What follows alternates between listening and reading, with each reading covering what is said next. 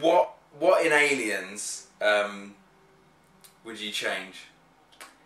Aliens, I have to say, Aliens, despite the fact that how much I absolutely love this film, is probably the one that I would change the most stuff out of all. I mean, I don't really want to. I just Alien Resurrection. If I could change that, I would cut it out. And we'll get to that. But that's we'll get to that later on. But like the Alien franchise, as far as I consider it, the first 3 films, I think Aliens is actually the one that I would change the most. Really? Yeah. I mean, even though I love it so much and I think it's just incredible, this is the one that I have the most gripes with out of all of them. Like, really? Yeah, you love it, and you love to. It's like nurturing it. Yeah, what exactly. would you change it? Like, give us some examples. Right, okay. Well, basically, I think the dialogue, it does, in a way, it serves the film, obviously, because it's an 80s action flick that is essentially, you know, a Hollywood popcorn fucking action flick.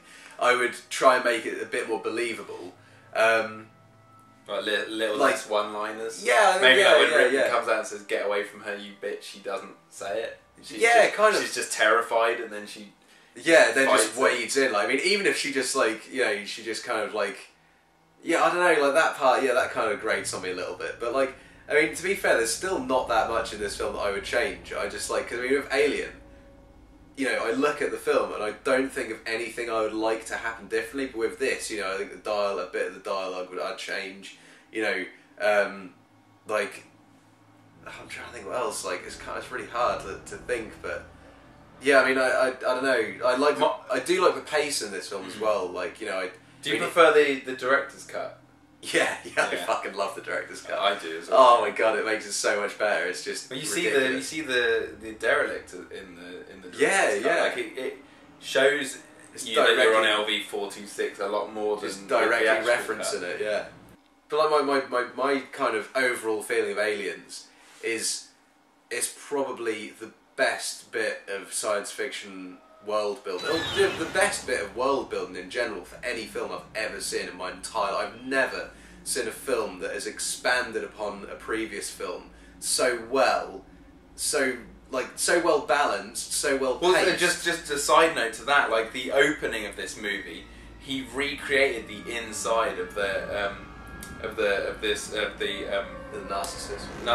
Narcissist, or like created it so well that even down to like where, if you look at the bottom of the door, you can see the gun that she shot the alien and it got dragged out and trapped in the door, the grappling hook. Yeah, like it got sucked out. Like, it's still there. Like there's, they recreated that shit perfectly.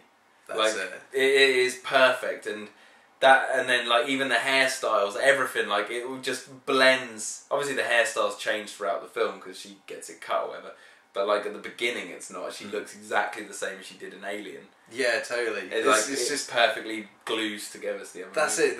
Totally. That is it. The attention to detail in this film is unbelievable. It is But one of the big changes. Let's talk about something just quickly. One of the big changes is the alien. Ah, of course. Yeah. The alien. They removed its dome skull and they're giving it like they just changed it, and they removed so the skull. much. Something I wish they just never did. Yeah, I mean, that if skull. you think of those aliens with that skull. I mean, even if they like you say they don't have the dome, but with the skull. Without the dome, it would look fucking hideous. Yeah. So hideous. I mean, they are hideous in this film anyway. Like, they're still amazing. But I think that's one of the things that I would have changed.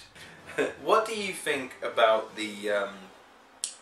Because in the director's cut of Alien, there's the egg morphing sequence. Yeah. So the idea that if an alien is away from the hive, obviously during Alien when they were making it, they didn't think of a hive. But like the idea was originally that, you know, the alien starts making a hive and then you turn into the eggs. I don't know how that works, but you start to, it does something to you and you start to become one of the eggs. Start to morph into it. And then obviously your organs, everything you just turn into like the face hugger, and then obviously that's how the cycle continues. Yeah.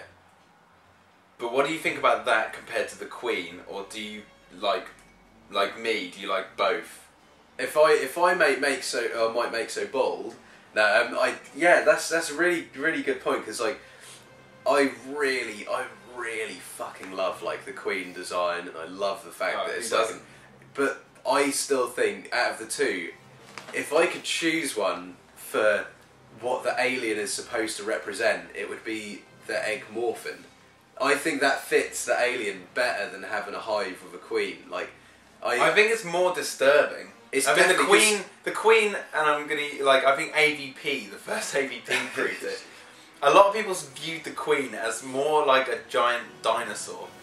Like in Aliens, she's not. She's really intelligent. She's an insect, but like what people remembered for is like a big animal. Yeah. And you can take down a big animal, but the egg morphing idea of being trapped in the hive and slowly, like you're just on a molecular level, you're just slowly being just disassembled, morphing into something else, and it's painful and it's just slow. It's a really slow process. I think, yeah, and I think that as well, idea. Like, but I'm like I said, I'm under the idea that I like both. I like totally, yeah. And this is my complete fan theory.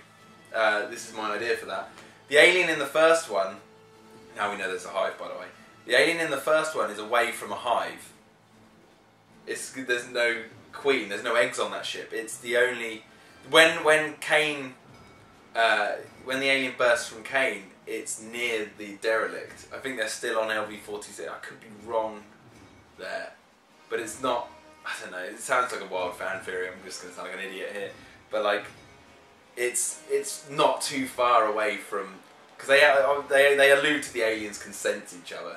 Like they know, each other about almost, I guess, either telepathically. Yeah, and like the idea that they don't have eyes, and the queen can kind of communicate with them. Yeah, just and there's something about the idea the alien has a dome on its head. It seems like it's more protected, and then it goes down in the ship and it's egg morphing someone into an egg so it can have a facehugger to create a queen. Yeah, like and then the queen's there. Like they both exist. Like if there's no queen around, it will create a hive. You can definitely. Those two theories are really easy to meld together. And there's also and there's also they're both viable. Because then that means you don't have to discard that scene with fucking Dallas in the first one. That still fits in with the.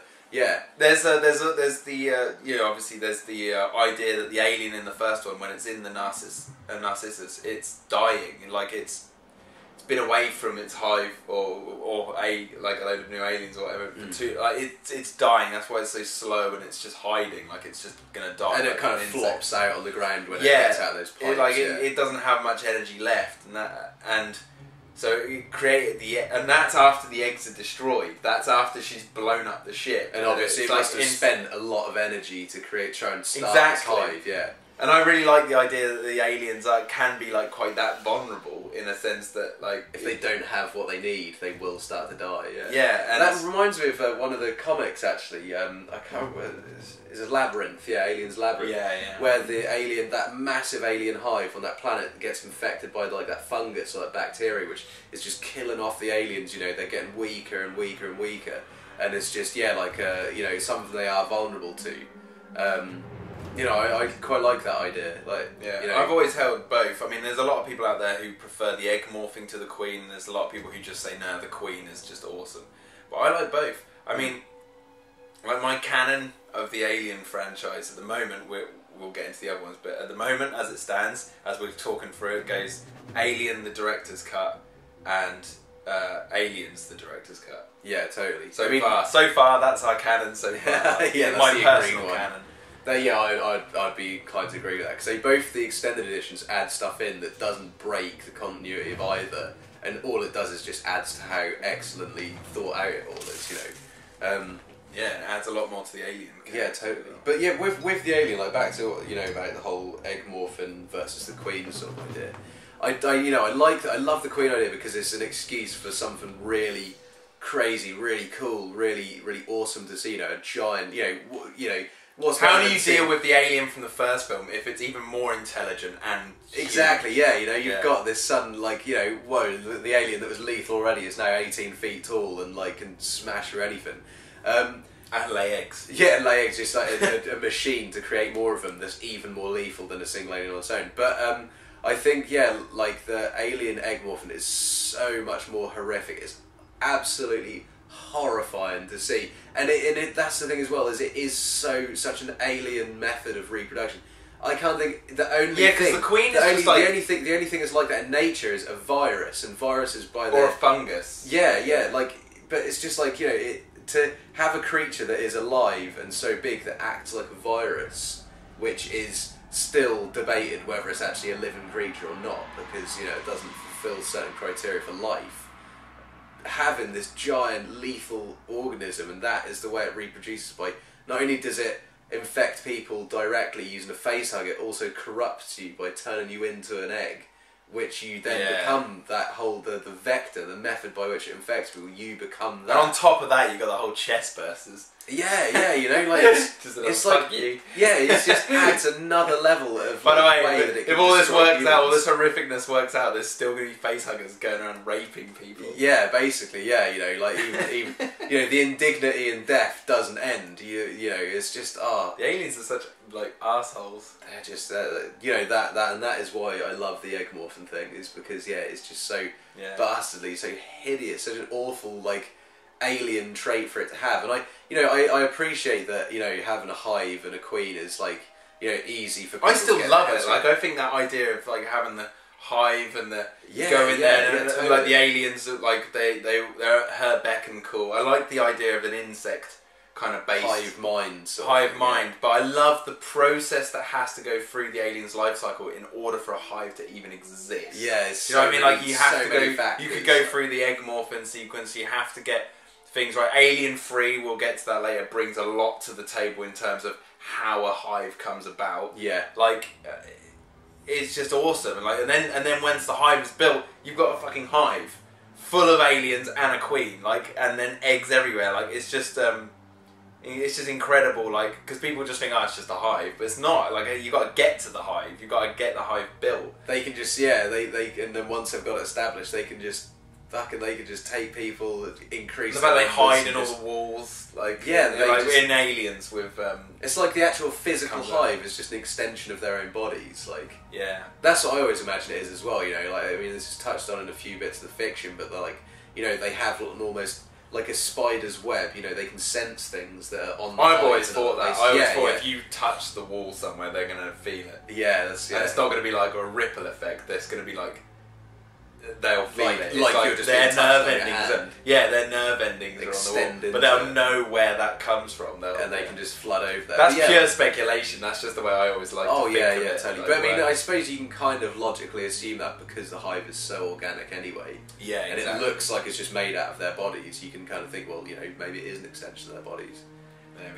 But yeah, so like, even though I know what I'm saying about the egg morph and the queen, I just love them both, and I think they can both go hand in hand together, and I'm quite happy for that to happen. Cool. But I just the only thing I'd say is just that the alien egg morphin is just so much more alien.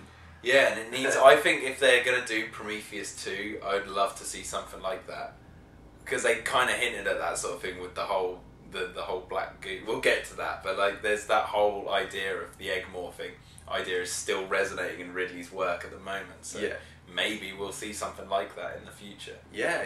Well, I guess we'll find out, won't we? There we go. Awesome. Alright. Nice one.